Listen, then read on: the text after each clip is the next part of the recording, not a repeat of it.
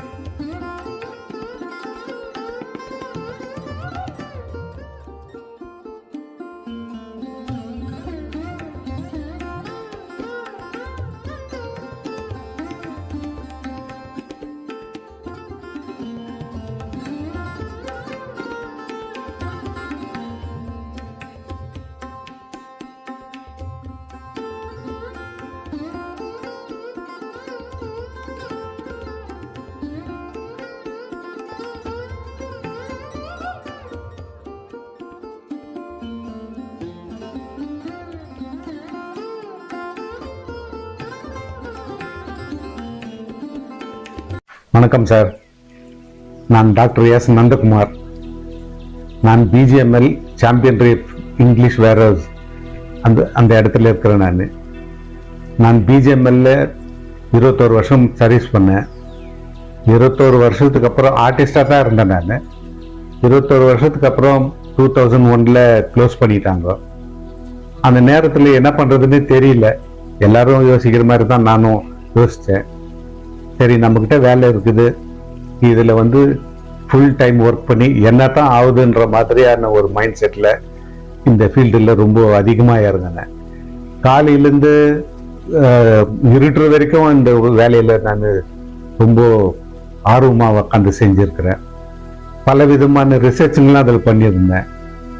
எனக்கு பெங்களூரில் எக்ஸிபிஷன் நடக்கும்போது அங்கே வருஷம் போயிட்டு என்னுடைய பெயிண்டிங்ஸ்ங்கெல்லாம் வைக்குவேன். டிஸ்பிளேல இருக்கும். ஜனங்கள்லாம் பார்த்துட்டு ரொம்ப ஆர்வமாக என்னுடைய பெயிண்டிங்கை பார்க்க ஆரம்பித்தாங்க. ஆர்டிஸ்ட்டுங்கெல்லாம் கூட என்னை ரொம்ப பாராட்டியிருக்கிறாங்க. இந்த மாதிரி டச்சஸ்கெல்லாம் எப்படி பண்ணுற அப்படின்ற கேள்விங்கெல்லாம் என்னை கேட்டிருக்காங்க. அதுக்கு நான் சில குறிப்புங்களெல்லாம் கொடுக்குவேன். இப்படி தான் போயின்னு இருந்ததுங்க. இந்த நேரத்தில் இவ்வளோ நாள் கழித்து அமெரிக்காவில் இன்டர்நேஷ்னல் கலிஃபோர்னியா யூனிவர்சிட்டியிலேருந்து எனக்கு டாக்டரேட் கொடுக்கறதுக்கு அழைப்பு வந்தது. என்னுடைய பெயிண்டிங்கெல்லாம் பார்த்து ஒரு டீம் வீட்டில் அதை பற்றி எல்லாம் கேட்டு ப்ரூவ் பண்ணி நான் அதெல்லாம் அனுப்பிச்சோடனே அவங்க எனக்கு பிஹெச்டி கொடுத்து டாக்டரேட் பட்டம் கொடுத்தாங்க.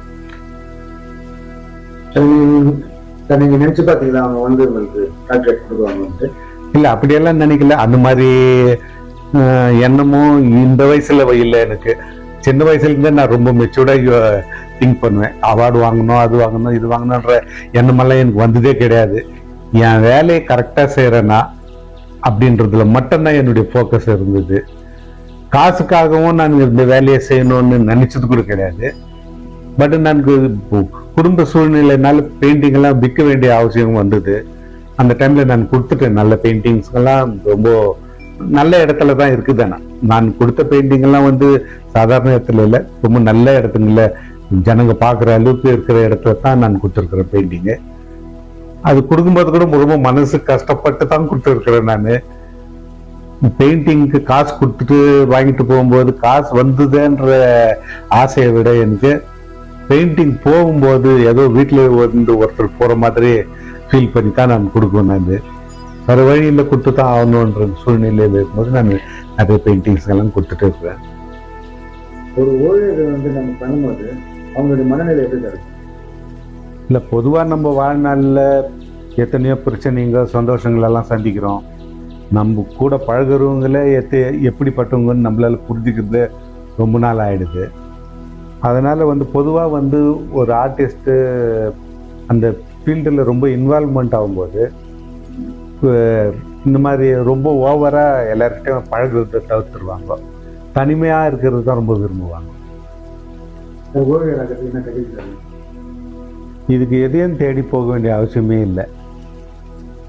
இது நம்ம எதை தேடியும் போக வேண்டிய அவசியம் இல்லை.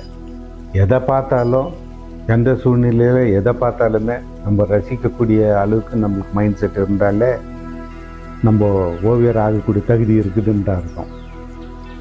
அதுக்கு ரசிக்கக்கூடிய மைண்ட் செட் வந்து வெறும் மனுஷனுக்கு மட்டும்தான் இருக்குது. வேறு உயிரினத்துங்களுக்கெல்லாம் எதுக்கும் ரசிக்கிற மாதிரியான இது இல்லை. அதனால் வந்து ரசிக்கக்கூடிய மைண்ட் இருந்தாவே ஒரு ஆர்டிஸ்டுக்கான தகுதி இருக்குதுன்னு தான் இருக்கும். எப்போ வந்து ஈடுபாடு வந்தது? எந்த வயசுல வந்து? இந்த மைண்ட் செட் வந்து எனக்கு ஸ்கூலில் ஜாயின் ஆகிறதுக்கு முன்னாடியே எனக்கு வந்தது. எப்படின்னு கேட்டால் எங்கள் தந்தையார் வந்து மைனிங்கில் ஆர்டிஸ்டாக இருந்தார். அவர் முதல்ல ஆர்டிஸ்டாக இருந்தார். கடைசியாக மைனிங் க்ளோஸ் ஆகும்போது நான் ஆர்டிஸ்டாக இருந்தேன். பட் நான் ஸ்கூலில் ஜாயின் ஆகிறதுக்கு முன்னாடியே அவர் வர நிறைய வீட்டில் பெயிண்டிங்ஸ்லாம் நிறைய பண்ணுவார். அந்த டைமில் போய் நான் முட்டி போட்டுன்னு பார்க்குறது வழக்கம். அப்படி ஸ்லேட் பல்பத்தை பிடிக்கும் போதே நான் அந்த ஆல்பபெட்டை எழுதுறது கூட இந்த பெயிண்டிங்கை தான் நான் பார்த்து அப்சர்வ் பண்ணி இருந்திருக்கேன். அது நான் 3ஆம் கிளாஸ் படிக்கும்போது என்னுடைய ஸ்கூலில் டீச்சருங்களாம் என்னை கூப்பிட்டு அந்த செவர்களெல்லாம் வரை சொல்லுவாங்க. அது இன்னும் எனக்கு ரொம்ப பசுமையாக இருக்குது அந்த எண்ணமெல்லாம். ஆமாம், நினைவு. ஆர்ட் பண்ணும்போது உங்களுக்கு கஷ்டமாக தெரியுங்களா? இந்த மனநிலை எப்படி இருக்குது? இல்லை, நான் பெயிண்டிங் ஸ்டார்ட் பண்ணும்போது நான் நல்லா பண்ணணுன்ற எண்ணத்தோடு தான் ஆரம்பிக்குவேன். ஆனால் 80% பண்ணும்போது பண்ணுற வரையில் எனக்கு கஷ்டப்பட்டு தான் நான் வேலை செய்வேன். அந்த மீதி இருக்கிற 20% பண்ணும்போது என்ன அறியாத ஒரு மாதிரியான திருப்தி வரும். அதுதான் ஆத்ம திருப்தி. அதுக்கு ஈடு இணையா நான் எதையுமே சொல்ல முடியாது. சார், நீங்க ஆர்ட் பண்றீங்களா? அது இந்த சீனியர்ஸ் பண்ணும்போது உங்களுக்கு அந்த ரொம்ப சந்தோஷமா இருக்குங்களா? இந்த டெம்பிள்ங்க அந்த மாதிரி கிளாசிக்கல் பாருங்க, அது பண்ணும்போது உங்களுக்கு ரொம்ப விருப்பம் இருக்கு? இல்லை, நான் எல்லா பெயிண்டிங் பண்ணும்போதும் முழு ஈடுபாடோட தான் செய்வேன். நான் எந்த வேலையும் வந்து காசுக்காக இப்படி தான் பண்ணணும், இவ்வளோத்தில் நிறுத்திருக்கலாம் அப்படின்ற மாதிரி எல்லாம் எனக்கு வராது, தோணாது.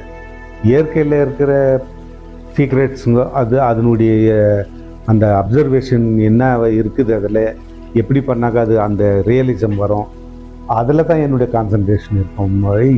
எல்லா பெயிண்டிங்லேயும் இன்வால்மெண்ட்டோடு தான் செய்வேன். மற்ற வந்தாங்க ஆர்டிஸ்ட், அவங்களுக்கும் உங்களுக்கும் என்ன வித்தியாசம்? வித்தியாசம்னா மற்றவங்க பண்ணுற ஓவியத்தை வந்து நான் ரொம்ப ரசிக்குவேன். ஆனால் நான் பண்ணுற ஓவியம் வந்து இதில் எது சேர்க்கணும், எது விட்டுட்டுக்கிறோம், எது மாதிரி ஆட் பண்ணாக்கா என்ன மாதிரி எஃபெக்ட் வரும்ன்றது ஒரு ஆராய்ச்சி மாதிரி போயிடும் என்னுடைய பெயிண்டிங் பண்ணும்போது. ஆனால் மற்றவங்க பண்ணுற பெயிண்டிங்கை பார்க்கும்போது நான் ரசிக்குவேன் ரொம்ப. இவங்க இந்த அளவுக்கு பண்ணியிருக்கிறாங்க, நல்லா இருக்குது அப்படின்ட்டு நான் அதோட நிற்குவேன். நான் என்னுடைய பெயிண்டிங்னு வரும்போது ரொம்ப ஆழமாக இறங்கி பார்ப்பேன் நான். உங்களுக்கு விரும்பி உங்களுடைய ரொம்ப விருப்பமான கோயில் எதுன்னு சொல்லுங்க. நான் 14th century 15th centuryலலாம் மிகப்பெரிய ஓவியர்கள்லாம் இருந்திருக்கிறாங்க உலகத்தில். அவங்களுடைய பெயிண்டிங்கில் பார்த்து பார்த்து வளர்ந்தவன். நான் சின்ன வயசுலேருந்தே நான் கலெக்ஷன் நிறைய பண்ணியிருக்கிறேன். பெயிண்டிங் இன்னும் கூட வச்சுன்னு இருக்கிறாரு நான். அந்த மாதிரி பெயிண்டிங்ஸுங்கெல்லாம் அதெல்லாம் மனுஷனால் முடியுமான்னு யோசித்து நான் அதெல்லாம் கலெக்ட் பண்ணி வச்சுருந்தேன். பட் ஒரு காலகட்டத்தில் அது மாதிரி பெயிண்டிங்கெல்லாம் நான் பண்ணணும் அப்படின்ற எண்ணம் வரும்போது மைனிங்கெல்லாம் விட்டுட்டு பிறகு பல எண்ணங்கள்லாம் எனக்கு ரொம்ப புதுசாக வந்துருங்க. அந்த மாதிரி டைமில் துணிஞ்சு எடுத்தேன் அந்த மாதிரி பெயிண்டிங்ஸ்லாம்.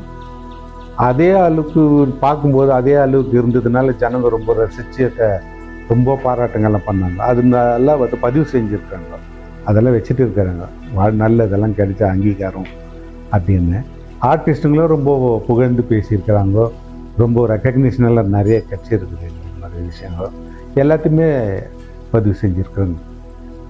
இந்த டாக்டர் வாங்கினீங்களா? இப்போ இங்கே இருக்கிறவங்க பிஜேபியில் இருக்கிறவங்க உங்களை சந்திச்சாங்களா இல்லை வாழ்த்து தெரிவித்தாங்களா?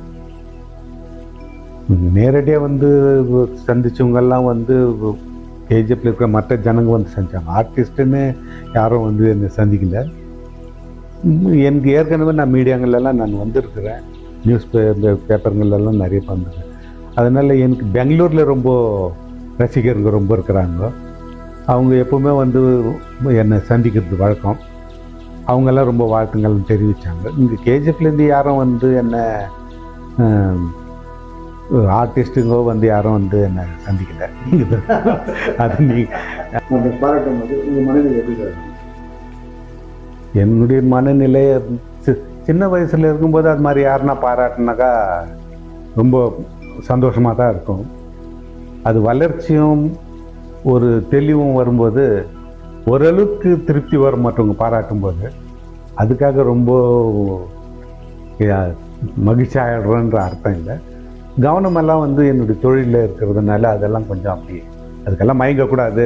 நம்மளுடைய வேலையை இன்னும் என்ன பண்ணணும் என்ற ஆர்வத்தில் தான் மைண்ட் செட்டு. கலை என்பது நீங்கள் எதுக்கு வருது? கலை என்பது ஒரு மனுஷனை முழுமையாக பண்பட செய்கிறது தான் கலை. எல்லா விஷயத்துலையுமே ஒழுக்கன்றது ஆட்டோமேட்டிக்காக வந்துடும். நம்ம எவ்வளோ ஈடுபாடோடு கலையில் இருக்கிறோமோ அவ்வளோ ஒழுக்கமும் நம்ம வாழ்க்கையில் வந்துடும். அவங்க அமெரிக்காவில் இருக்கிறாங்க, அவங்களுக்கு எப்படி தெரிஞ்சிச்சுங்க நீங்கள் இங்கே இருக்கிற இந்த மாதிரி இருக்கிறீங்கன்னு சொல்லிட்டு ஆர்டிஸ்ட் இவ்வளோ நல்லா பண்ணுறீங்கன்னு சொல்லிட்டு அவங்களுக்கு தெரிஞ்சிருக்குது? எப்படி தெரிஞ்சிச்சுங்க? நான் பல இடத்துல பெயிண்டிங்ஸ்க்கெலாம் கொடுத்துருக்குறேன்.